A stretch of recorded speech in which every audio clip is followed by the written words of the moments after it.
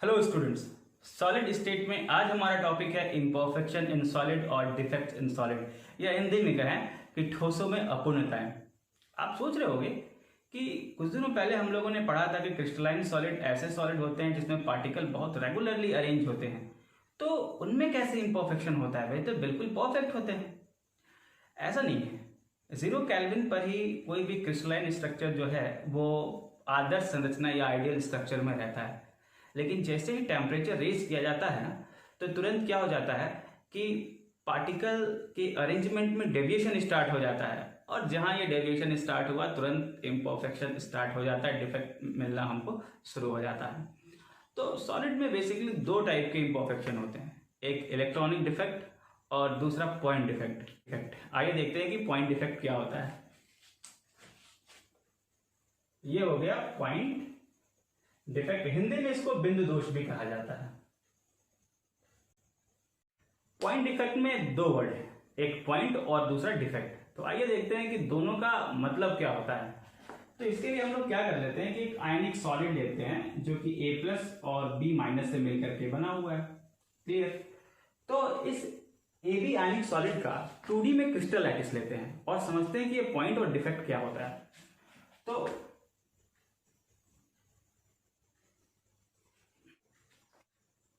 ये structure AB आयनिक solid का 2D lattice है, और इस लैटिस में दिखाया गया है कि हर चार्ज जो है एक डेफिनिट पोजीशन पर है। लैटिस के एक डेफिनिट पोजीशन पे है। जिस पोजीशन पे चार्ज लगा हुआ है उसी पोजीशन को पॉइंट कहा जाता है या बिंदु कहा जाता है। और पार्टिकल्स के बीच का ये जो स्पेस है उसको हम लोग इंटरस्टिशियल साइट कहा जाता है। इंटरस्टिशियल साइट, हिंदी में इसको अंतरावकाशी स्थान भी कहते हैं। अंतरावकाशी स्थान कहते हैं। तो हम लोगों ने जान लिया कि क्रिस्टल लैटिस में पॉइंट क्या है। पॉइंट हर वो जगह है जहां पे पार्टिकल रेगुलर वे में लगा हुआ है। पार्टिकल का पोजीशन है बेसिकली लैटिस में, और पार्टिकल के बीच का ये जो गैप है उसको हम लोग इंटरस्टिशियल साइट कहते हैं। ये जो लेयर है इसमें पार्टिकल अरेंज रेगुलर वे में अरेंज है, ऐसा हर जगह है। अगर कहीं कोई पार्टिकल इस लैटिस को छोड़ दे, इस पोजीशन को छोड़ दे, तो वहां पर जो इरेगुलरिटी जनरेट होती है, जो होल जनरेट होता है, जो वैकेंसी जनरेट होती है, उसी को डिफेक्ट कहा जाता है। तो ये क्या हो गया? डिफेक्ट हो गया। क्लियर? अब पॉइंट डिफेक्ट दो टाइप का होता है। First, stoichiometric defect.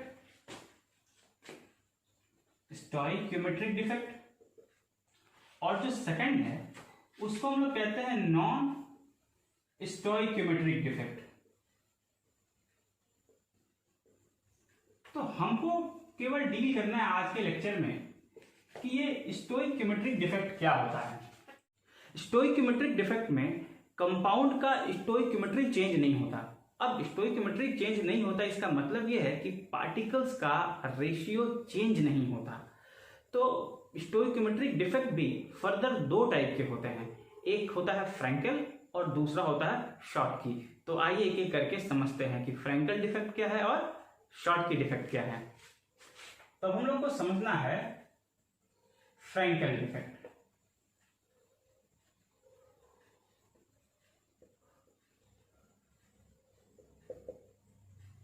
Frenkel defect को समझने के लिए एक AB आयनिक सॉलिड का हमने 2D क्रिस्टल लैटिस ले लिया है। तो पहले समझ लेते हैं थियोरेटिकली कि ये फ्रैंकल डिफेक्ट क्या होता है। तो फ्रैंकल डिफेक्ट बेसिकली क्या होता है कि ये पूरा जो क्रिस्टल लैटिस है उसमें कोई भी कैटायन जो है, बेसिकली कैटायन अपना पोजीशन, अपना जो है स्थान छोड़कर जो अंतरावकाशी स्थान में चला जाता है। अंतरावकाशी स्थान में चला जाता है, ठीक है।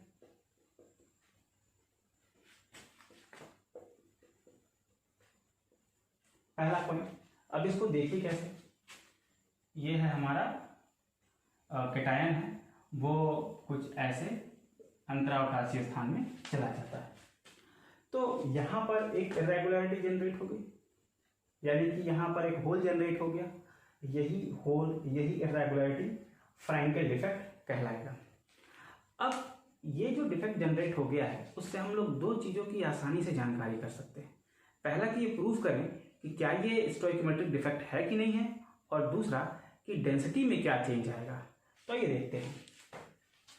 जरा सा पहले एकदम जैसे पहले जो आइडियल स्ट्रक्चर था उसमें देख लें कि 8A+ था। देख लीजिए, काउंट कर लीजिए, 2 1 2 3 4 5 6 7 8A+ है और 8B- है। तो पार्टिकल का जो रेशियो है 1:1 है। लेकिन जब फ्रैंकल डिफेक्ट जनरेट हो गया तो क्या होता है देखा जाए, तो ये इंटरस्टिशियल साइट में चला गया हमारा कैटायन जो, और जैसे ही चला गया तब जो डिफेक्ट जनरेट हो रहा है, तब हम लोग जरा सा रेशियो देखते हैं। अभी भी 8+ है और 8B- है, तो पार्टिकल का रेशियो क्या है, 1:1 है। तो आप देख पा रहे हैं कि डिफेक्ट के बाद भी पार्टिकल का जो रेशियो है, जो स्टोइकोमेट्री है, वो चेंज नहीं हो रही है। इसका मतलब ये जो फ्रैंकल डिफेक्ट है वो एक स्टोइकोमेट्रिक डिफेक्ट है। अब दूसरी बात करते हैं डेंसिटी की, कि डेंसिटी चेंज हो रहा है कि नहीं चेंज हो रहा है। मान लेते हैं कि ये जो यूनिट वॉल्यूम आप देख पा रहे हैं, इसमें 8A+ है और 8B- है। तो यूनिट वॉल्यूम की जो डेंसिटी है वो कुछ ऐसी है, और जब डिफेक्ट जनरेट होगा, यहाँ पे मास, यहाँ पे m जो है वो मास को इंडिकेट कर रहा है, जो 8A+ और 8B- का मास है। इस टोटल वॉल्यूम में जितना मास होगा वही डेंसिटी कहलाएगा।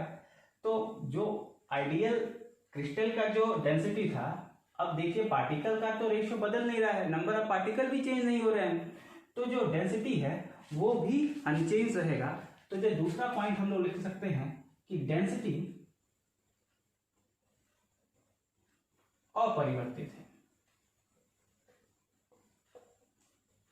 ये भी बात होगा। अब एक चीज और देख लेते हैं, बहुत इंपॉर्टेंट चीज यहाँ पे निकल के आने वाली है कि कब कोई कैटायन जो है वो इंटरस्टिशियल स्पेस में जाएगा, गैप में जाएगा। ये जो पार्टिकल, जो एनायन का जो गैप आप देख रहे हैं ना, उसी में तो कैटायन जा रहा है। और ये तभी पॉसिबल है बच्चों, एनायन तभी कैटायन के गैप में जाएगा जब उसका साइज छोटा हो। तो हम लोग समझ सकते हैं कि जब फ्रैंकल डिफेक्ट होगा उस समय जो कैटायन का जो रेडियस है वो बहुत कम होगा, किससे, एनायन से। और इस कंडीशन में जो रेडियस रेशियो की जो वैल्यू है, जो रेडियस रेशियो की जो वैल्यू है वो क्या हो जाएगी, कम होगी। और जब रेडियस रेशियो की वैल्यू कम होती है और जब एनायन की वैल्यू जब ज़्यादा होती है, ऐसे कंडीशन में एक बहुत इंपॉर्टेंट चीज़ निकल के आती है, वो है क्रिस्टल स्ट्रक्चर का, क्रिस्टल का कोऑर्डिनेशन नंबर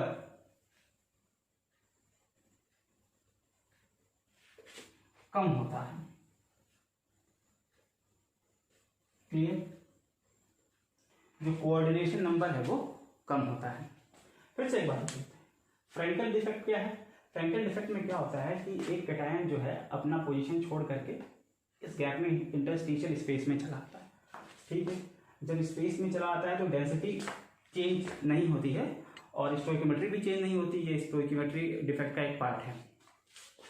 ऐसा तभी पॉसिबल है जब क्रिस्टल का कोऑर्डिनेशन नंबर बहुत कम होता है, और क्रिस्टल कोऑर्डिनेशन नंबर जब कम होता है तो रेडियस रेशियो की वैल्यू कम होती है, और रेडियस रेशियो की वैल्यू तभी वो कम होती है जब कैटायन की जो रेडियस है वो एनायन के रिस्पेक्ट में कम होता है।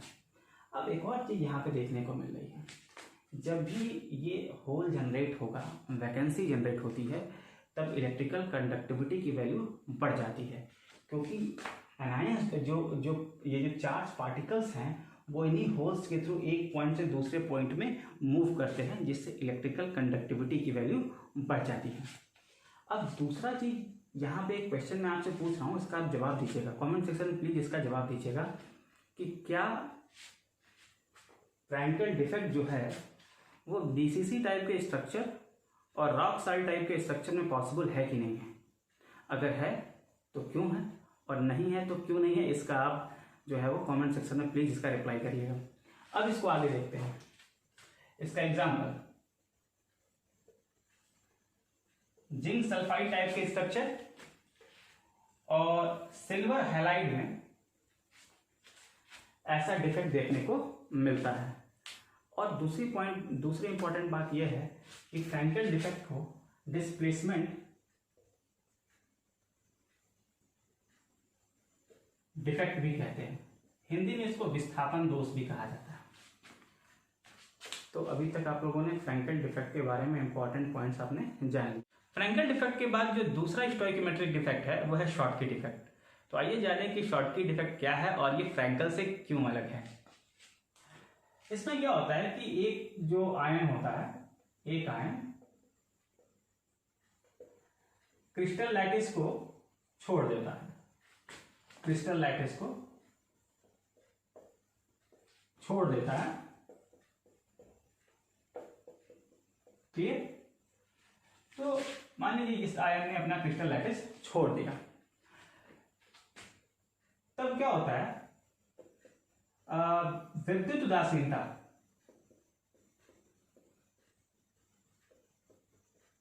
अब विद्युत उदासीनता का सेंस यहाँ पे क्या है कि नंबर ऑफ पॉजिटिव चार्ज और number of negative charge equal होना।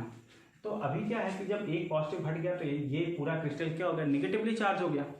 लेकिन जो क्रिस्टल की जो प्रॉपर्टी होती है, जो न्यूट्रल होने की प्रॉपर्टी होती है, वो क्या कर रही है, यहाँ पे देखिए कि जब आयन क्रिस्टल लैटिस को छोड़ के चला जाता है तो विद्युत उदासीनता को बनाए रखने के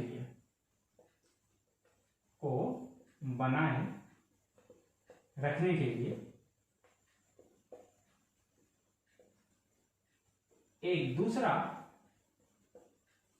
विपरीत आयन भी क्रिस्टल जालक छोड़कर या क्रिस्टल लैटिस छोड़ देता है, क्लियर। तो अगर A प्लस गया है तो B माइनस भी क्या करता है, क्रिस्टल को छोड़ देता है। तो आइए देखते हैं कि जब पार्टिकल अब क्रिस्टल लैटिस को छोड़ दे रहे हैं तो क्या वो स्टोइकोमेट्री मेंटेन कर पाते हैं कि नहीं आप कर पाते हैं, डेंसिटी पे से क्या इफेक्ट पड़ता है, तो ये सब चीजें जान लेते हैं। इसको प्लीज लिख लीजिए।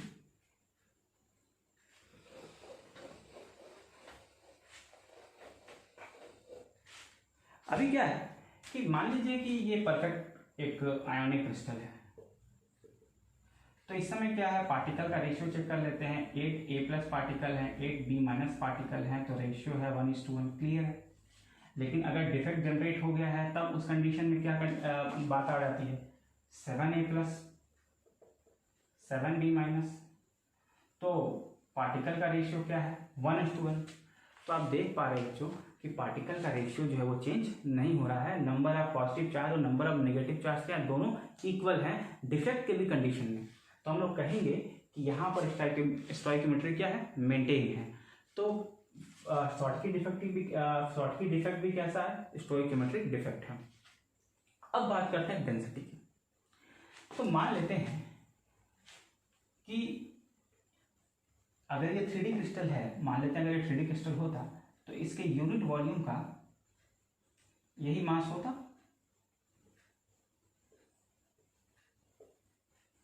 तो यूनिट वॉल्यूम का जो मास होता है वही डेंसिटी होता है। मान लीजिए इसको D1 ले लेते हैं। अब आप देखो जब डिफेक्ट आ गया तब टोटल मास कितना हो जाएगा, 7A पार्टिकल का, A प्लस पार्टिकल का mass plus 7B minus particle का मास। तो यूनिट वॉल्यूम में नंबर ऑफ पार्टिकल घट गए तो डेंसिटी भी क्या हो जाएगी, कम हो जाएगी, क्योंकि यहां पर यूनिट वॉल्यूम का मास कम है और यहां पर यूनिट वॉल्यूम का मास ज्यादा है। तो यहां पर क्या देखने को मिल रहा है, घनत्व कम हो जाता है,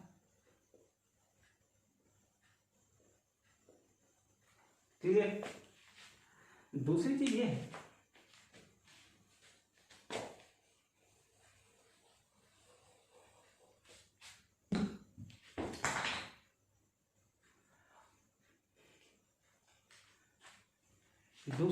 है, कि ऐसा तभी पॉसिबल है जब क्रिस्टल का जो कोऑर्डिनेशन नंबर है, क्रिस्टल का कोऑर्डिनेशन नंबर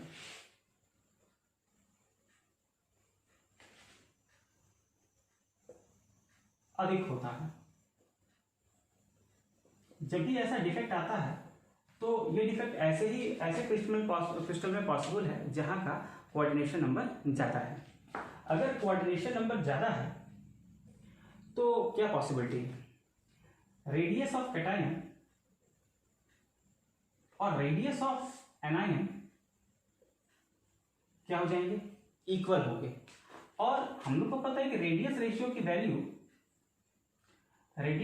वैल्यू हमेशा 1 के बराबर या 1 से कम होती है।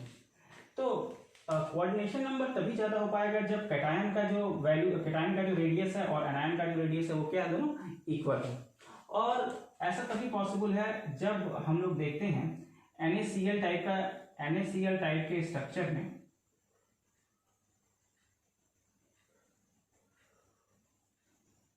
ऐसा हम लोग को देखने को मिलता है। ये एग्जाम्पल है, शॉर्टकी डिफेक्ट का एग्जाम्पल आप देख पा रहे हैं। NaCl टाइप के जो स्ट्रक्चर होते हैं और सीजियम क्लोराइड हो सकता है। और एक बहुत इंपॉर्टेंट बात यह है कि जो सिल्वर ब्रोमाइड है वो फ्रैंकल डिफेक्ट भी पाया जाता है इसमें, और इसमें शॉर्टकी डिफेक्ट भी पाया जाता है। तो बहुत इंपॉर्टेंट है सिल्वर ब्रोमाइड। तो यहां पर आप देख पा रहे हो शॉर्टकी डिफेक्ट के जितने भी प्रॉपर्टीज थे, जितने भी कैरेक्टरिस्टिक थे, वो हम लोगों ने डिस्कस कर लिया है। स्टोइकियोमेट्रिक डिफेक्ट के जो 2 पार्ट थे, फ्रैंकल और शॉर्टकी, उससे रिलेटेड जितनी भी इंपॉर्टेंट चीज़ें थी उस पर हम लोगों ने डिस्कशन कर लिया है। अब हम लोग एनसीईआरटी के इंडेक्स से और एक्सरसाइज से जो क्वेश्चन है इस टॉपिक से रिलेटेड उसकी बात करेंगे, और सर नरेंद्र अवस्थी जी की किताब से भी कुछ क्वेश्चंस को देखेंगे। तो आइए स्टार्ट करते हैं। आपके सामने एनसीईआरटी और नरेंद्र अवस्थी सर की बुक्स में से कुछ क्वेश्चंस हैं, तो स्टार्ट करते हैं इसको। इंडेक्स क्वेश्चन में से 1.38 का ये क्वेश्चन है। उसमें पूछा जा रहा है कि जिंक सल्फाइड और सिल्वर ब्रोमाइड कौन सा स्टोइकियोमेट्रिक डिफेक्ट दिखाते हैं। तो आपको पता है कि स्टोइकियोमेट्रिक डिफेक्ट 2 ही होते हैं, फ्रैंकल और शॉर्टकी। तो जिंक सल्फाइड कौन सा दिखाएगा? तो जिंक सल्फाइड एक ऐसा जो आयनिक सॉलिड है जिसका कोऑर्डिनेशन नंबर कम होता है। कोऑर्डिनेशन नंबर कम होगा तो कैटायन का साइज कम होगा, कैटायन का साइज कम होगा तो वो एनायन के वॉइड में जाने की कोशिश करेगा। और जब भी जो पार्टिकल है वो जब वॉइड में जाता है, इंटरस्टिशियल साइड्स में जाता है, तब तो वहां पर हमेशा कैसा होता है, फ्रैंकल डिफेक्ट होता है।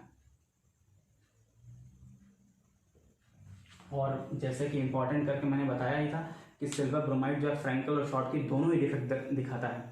तो एनसीईआरटी में से केवल फ्रैंकल और शॉर्टकी में से यही क्वेश्चन था। अब हम लोग आते हैं कि नरेंद्र अवस्थी सर की बुक्स में से कि 542 पेज नंबर पे पैसेज 4 है, उसमें से क्वेश्चन है कि कौन सा दोष जो है वो क्रिस्टल के घनत्व को कम करता है। तो फ्रैंकल क्रिस्टल घनत्व को कम नहीं करता, बनाए रखता है। शॉर्टकी जो होता है वो, शॉर्टकी जो वर्ड है उसको शॉर्ट से लीजिए, शॉर्ट। तो शॉर्ट 2 चीज़ों करता है, 2 चीज़ों का शॉर्टेज होता है इस डिफेक्ट में। एक तो डेंसिटी का शॉर्टेज हो जाता है और दूसरा पार्टिकल का शॉर्टेज हो जाता है। तो इसका जो सही आंसर होगा वो क्या होगा, शॉर्टकी होगा।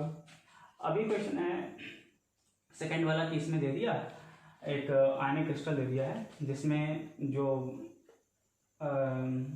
जो कैटायन को है वो इंटरस्टिशियल साइड्स में रख दिया है, और पूछा है कि इसमें से कौन सा है, शॉर्टकी है कि फ्रैंकल है कि धातु आदि के दोष है कि कोई नहीं।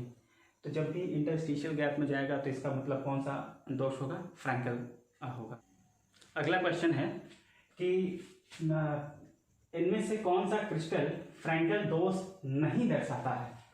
तो AgBr, AgCl, CaCl और जिंक सल्फाइड। तो ये पहले AgBr को देखते हैं। AgBr एक ऐसा क्रिस्टल है, आयनिक क्रिस्टल है, जो फ्रैंकल भी दर्शाता है और शॉर्टकी दोष भी दर्शाता है।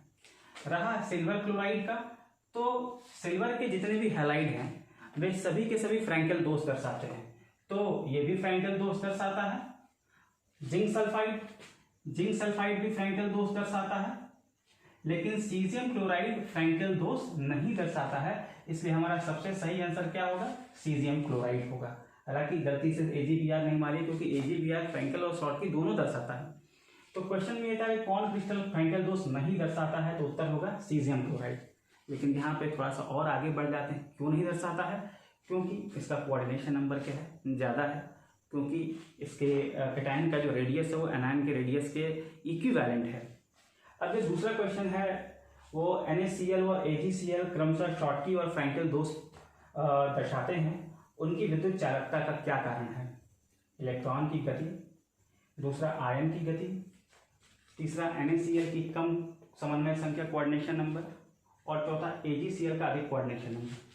पहले तो ये जान लीजिए कि AgCl सिल्वर हैलाइड है और ये फ्रैंकल दोष दर्शाता है। और फ्रैंकल दोष इसलिए दर्शाता है क्योंकि इसका जो कोऑर्डिनेशन नंबर होता है वो कम होता है। तो ये तो क्लियर कट। NaCl का कम कोऑर्डिनेशन नंबर नहीं होता है। NaCl का जो कोऑर्डिनेशन नंबर है वो अधिक होता है, इसीलिए तो NaCl जो है वो शॉर्टकी दोष दर्शाता है। क्योंकि शॉर्टकी दोष के लिए क्या जरूरी होता है? अधिक समन्वय संख्या वाला क्रिस्टल। तो आपके लिए क्वेश्चन है कि बताइए कि NaCl में पर आयन का कोऑर्डिनेशन नंबर कितना है? कमेंट सेक्शन में जरूर इसको बताइएगा। तो ये भी हमारा आंसर नहीं है। क्लियर। और अब बात करते हैं आयन के गति कारण।